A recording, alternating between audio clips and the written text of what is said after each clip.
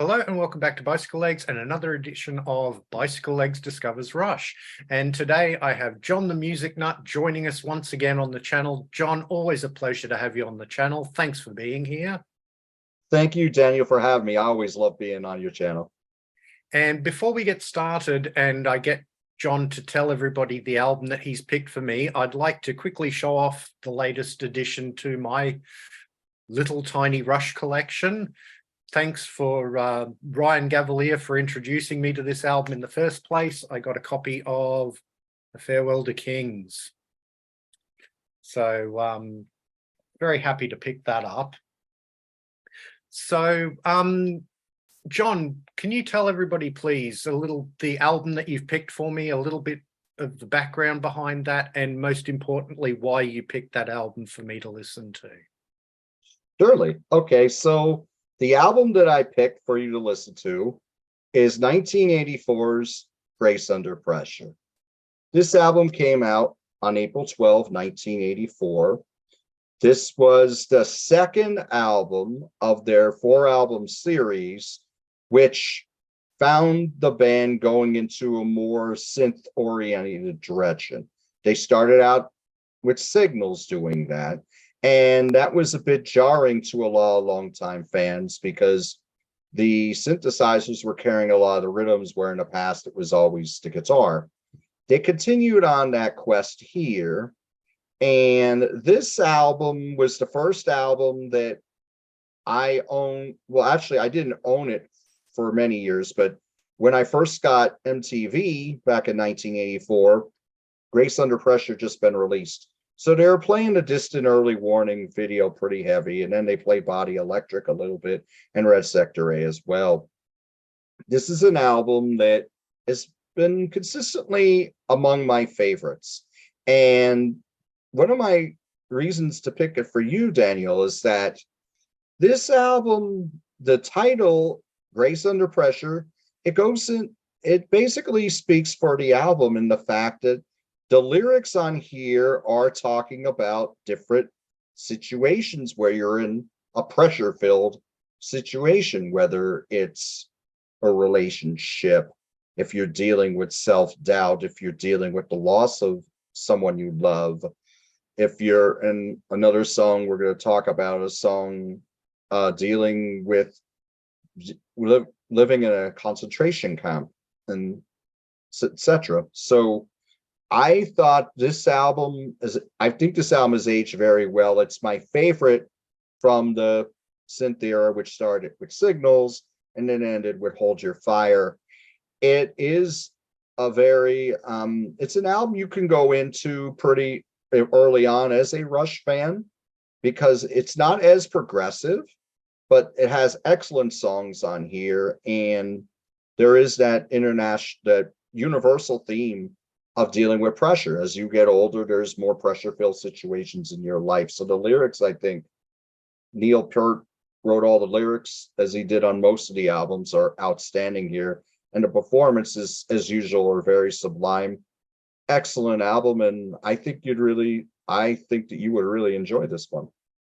Well, thank you for recommending it for me. It's actually the last of those 4 albums that I've had in my series, because I've already done I did Signals last month, and then early on in this series I did Power Windows with Todd, and I did Hold Your Fire with Peter Kerr.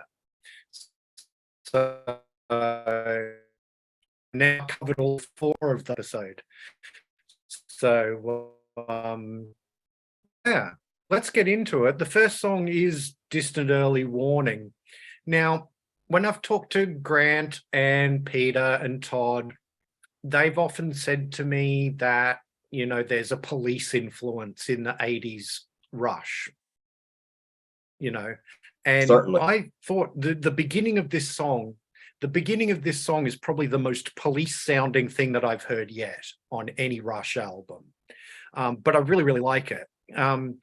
The song, the lyric is sort of about the pressures of life, and which is appropriate, as you mentioned, for the title of the album.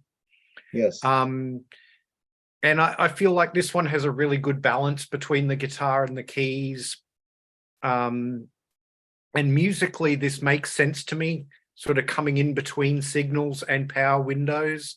I can feel the transition sort of from one album to the next.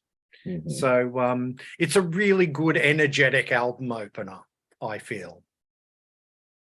It is. And one thing I could definitely tell you about this album, if you're a bass player, this is the Rush album for you. The bass is so far up in the mix. Geddy's lines on here are superb.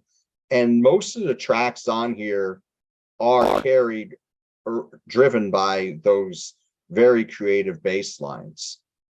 So yeah. And it, like I said, very accessible. I mean, there is the keyboards on here, but they're not as dominant as they were on Signals. And there is a little more guitar work here from Alex, although most of the songs are carried by the bass rather than the guitar riff. Yeah. So the next song is After Image, which Yes. I found was interesting because it's upbeat musically, very upbeat, but the lyric is quite a sad lyric about sort of losing a loved one. And I feel like on this one, you're talking about how dominant the bass is on these tracks.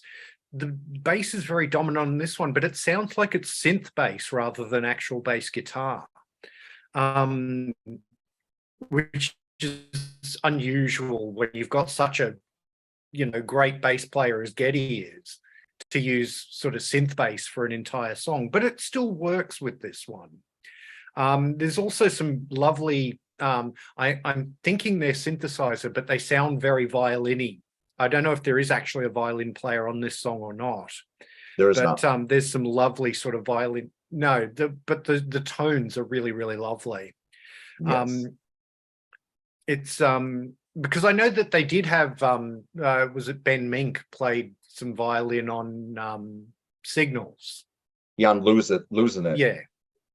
But I feel like it's calling back sound-wise to that. There's an understated Alex solo on this one, which I really like. This one definitely leans more heavily on the keys, but it doesn't sound like the keys that they do use on these albums don't sound like really horribly dated to me. No. So I agree with that completely. Yeah. I think as time has gone on, I mean, a lot of the music from the 80s should be kept in the 80s because of the way it was produced and recorded. And some of those synthesizer sounds, especially on a lot of more popular music, is really dated, and really some of those synthesizer sounds are very shrieking. Here, it doesn't sound piercing or shrieking. It sounds like it blends perfectly with the music, and it fits in really well. I think these albums have aged very well. I mean, I'm at the time I knew more about Rush because of the Tom Sawyer, Moving Pictures, Permanent Waves, the more the guitar sound, even though there was a little bit of keyboard there. But as time went on, as I got older, I really appreciated this era so much. Yeah. So the next song is Red Sector A. And the first thing I thought, again, so far this album has quite a dark hue lyrically. More so than other Rush albums that I've sort of been exposed to so far. Because this one, as you were mentioning in the opening, this is about, being in a concentration camp, which is as dark a lyric as you can, sort of think of, especially on a more popular sounding album. The music is a little more gritty on this one than it is on the first two songs, which is, sort of in keeping with the subject matter being a grittier subject matter as well. But this is a moving song for me. It's probably my favorite song on the album, in fact. So yeah, I mean, I didn't have a lot more to say about it than that, because it's just, it's a very moving song, but it is, obviously it's a very dark lyric where it's coming from. And Neil wrote this song based on Geddy Lee telling Neil that his mother was in a concentration camp when she grew up in Germany, and she was able to escape. So that it was based on that. Interesting thing about this song is, even though I was saying the bass is very upfront, there's no bass guitar on this song. Interestingly, it's all, this one's definitely carried by the synths, and you have those great atmospheric guitar playing by Alex Lifeson. Yeah. So then we get into The Enemy Within, which is part one of the Fear trilogy. I've now been exposed to all three parts of that. And I did them in the reverse order, because I did Moving Pictures first and then Signals and then this album. So this one, though, it has more of a positive message than some of the other lyrics have. It's about, you know, sort of trying not to give up in the face of the fear that's within you. This is definitely a more guitar-oriented song, with a little bit of a ska feel to it. Yes. Again, musically quite upbeat, which is in contrast to the lyric content. And I just noted that as side one, all four of the tracks, it's a really energetic side of music.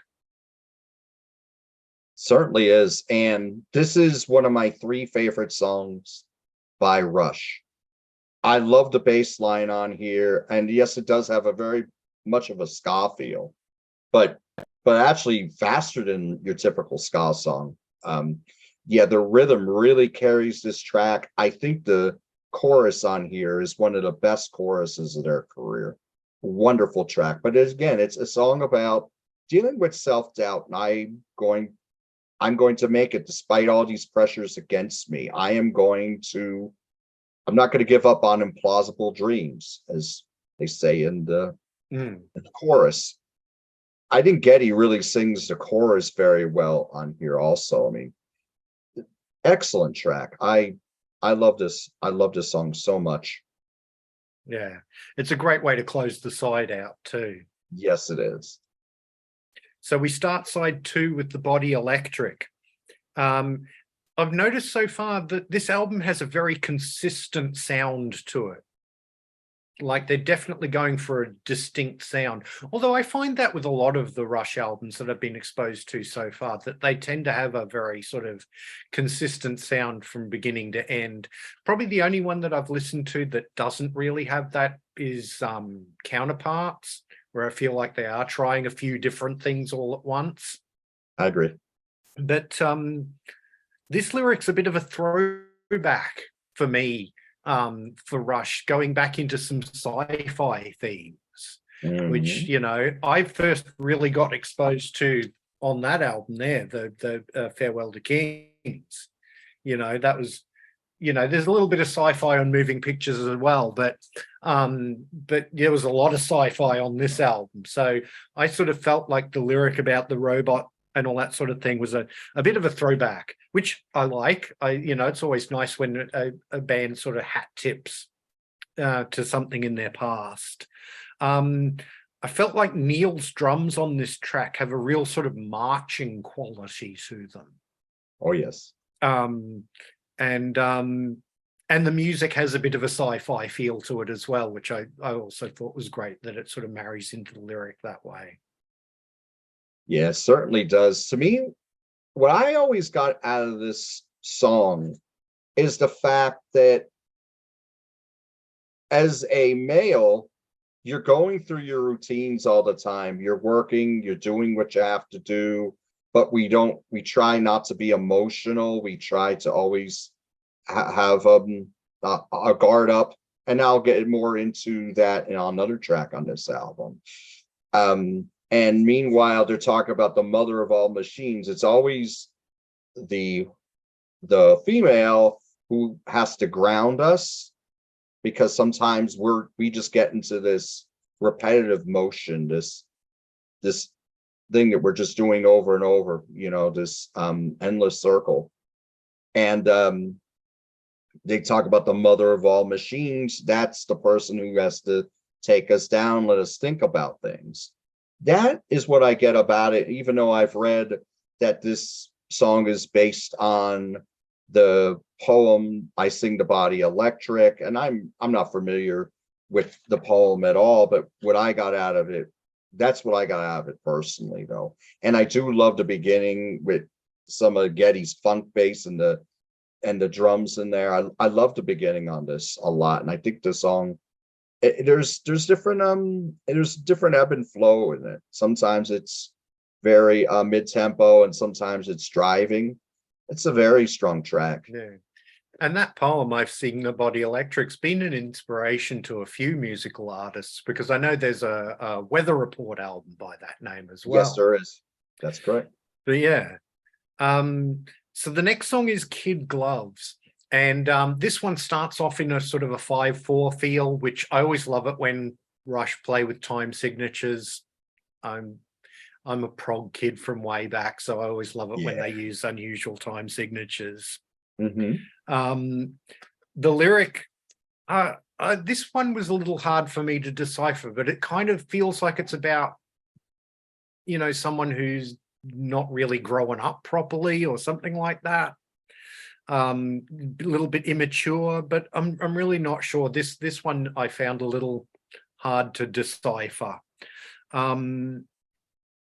I do appreciate the sheer energy of this song, though. Like musically, it just has a kinetic energy that just drives the whole song along, which you get carried up in it, and I really, really like that. Yeah, this is the only song on the album that's really carried by Alex Lifeson's guitar. The guitar work on here is excellent. What I get out of this personally is this is about people who are dealing with issues, but they're trying to put on this front that it's cool to be so tough. You're putting up this guard, and like you're putting up a facade, really, that you're so tough. But on the outside, you might be doing that, but on the inside, you're dealing with issues. And it's something that you deal with a lot. You know, teenagers would deal with it a lot, but as you become an adult, you still see a lot of people who are like that. And I mean, they're putting on this, you know, like this tough image, but if you just go beneath the surface a little bit, it's not so, you know, they have things they're dealing with too. I mean, we all have weaknesses, and they have their issues they're dealing with as well. And I think that's what Neil was writing about here. Yeah, no, that makes sense to me, actually. Yeah. So the next song is Red Lenses. And the first note I made here is that this song has this sort of what I described when I did the show with Peter on Hold Your Fire. I described a lot of that album as having what I called a post-prog sound, if you know what I mean. That sort of 80s, like the Genesis and Yes and that sort of thing, the sort of thing they were doing in the 80s. I feel like this song has that kind of a sound to it. The lyric is sort of it's a patchwork of images relating to the color red. Yes. Which I like a lyric like that, which isn't necessarily, you know, it's sometimes nice to have a non-linear storytelling kind of lyric that's more sort of evocative of an image rather than, or images in this case, rather than just sort of being a plain literal reading of the text. Yeah, I mean, a lot of it, again, goes back to sort of fear and pressure, though, in this lyric, you know, sort of fear of nuclear war and the Soviets and all that sort of thing. So, yeah, it's a really good song, though. Might be my second favorite after sort of, you know, both the Red songs for me really sort of stick out. So this song is a very big, strong funk feel to it. I mean, Geddy's bass again. He's playing a lot of funk slap bass on here, and he's going during the ride out. He's doing some really crazy stuff, but the lyrics, as you said, Neil was working off of the word red, and a lot of it was based on reading what was going on in the world in the Globe and Mail newspaper in Toronto. Okay. So he was working on getting ideas from reading that, and that's where he came up with that. It's very creative lyrically. I mean, as he always is, but that one, it was very interesting. I love the drama on this song.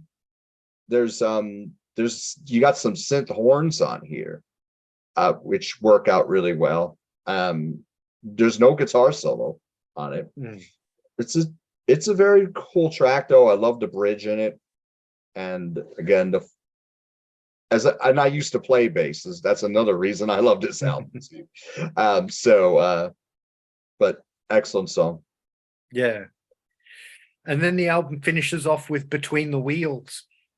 And I felt like this song lyrically ties everything together. It ties everything, you know, it references back to Distant Early Warning. In, you know, the idea of the pressures of everyday life and that sort of thing. Also musically, it ties back to Distant Early Warning because it has that sort of synchronicity era Police sound to it. Yeah. And that's great for me because Synchronicity is my favorite Police album. So this whole album musically really energetic. There's no ballads on this album, which I kind of appreciate because I've had, as people who've watched the whole series through, I've had a bit of a mixed bag when it comes to Rush ballads. A couple of them I've really liked, and a couple of them I just haven't really, I've thought probably were some of the weaker songs on the album. But there's no ballads on this one. But the whole album is musically energetic, but lyrically it's kind of bleak. You know, I mean, there's a bit of hope in The Enemy Within, but a lot of the rest of it is quite sort of, you know, dark and that sort of thing. It's a difficult mixture to pull off sort of bleak lyrics and energetic music, but I think they do it really, really well.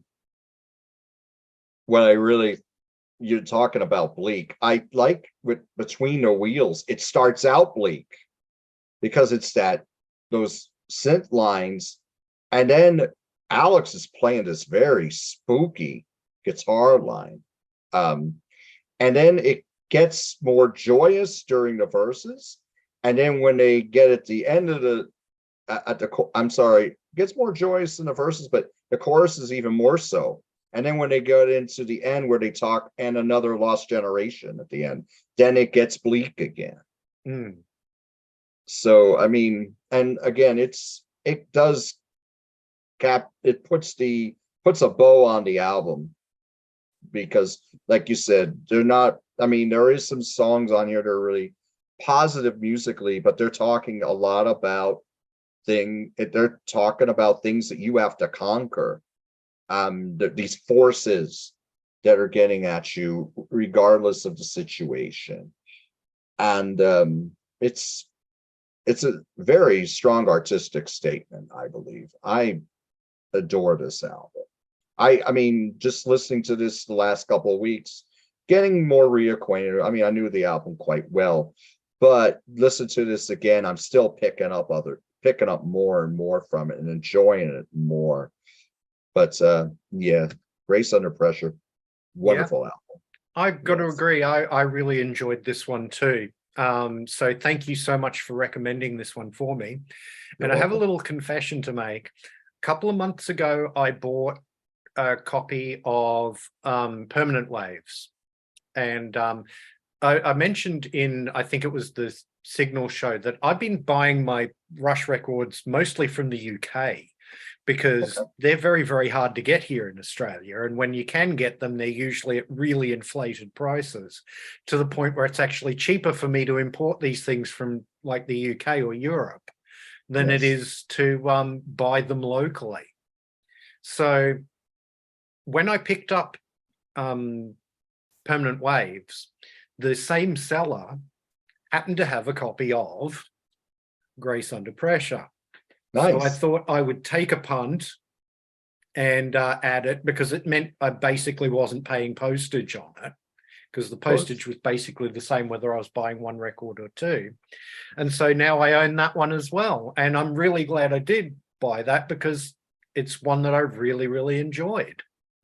So thank you so much for recommending that one for me, John. And thank you again for appearing on the channel. It's always a pleasure to have you here. Thank you so much. I appreciate it. Thanks for having me on. If you want to see more of John the MusicNut, check out the Contrarians, check out Rock Daydream Nation, check out Grant's Rock Warehouse, and My Music Corner. There's plenty of places where you can see John the MusicNut. Thank you. Please do like, share, and subscribe. It really does help the channel out. If you're new to the channel, please go and have a look at some of my other videos, because that really helps out too. If you want to see everything's playlisted. So if you want to see my other Bicycle Legs Discovers Rush episodes, there's a playlist for those. Or if you want to see my In Defense Of series, there's a playlist for those. Or if you want to see my appearances on other people's channels, I also have a playlist for those. If you want to follow me on social media, I'm at Bicycle Legs on Instagram and Twitter, and I now have a dedicated Bicycle Legs Facebook page. Links are all in the description. Please come and give those a follow and join in the conversation. I'd really, really love to have you there. Thank you very much for watching, and I'll see you in the next one. Thank you.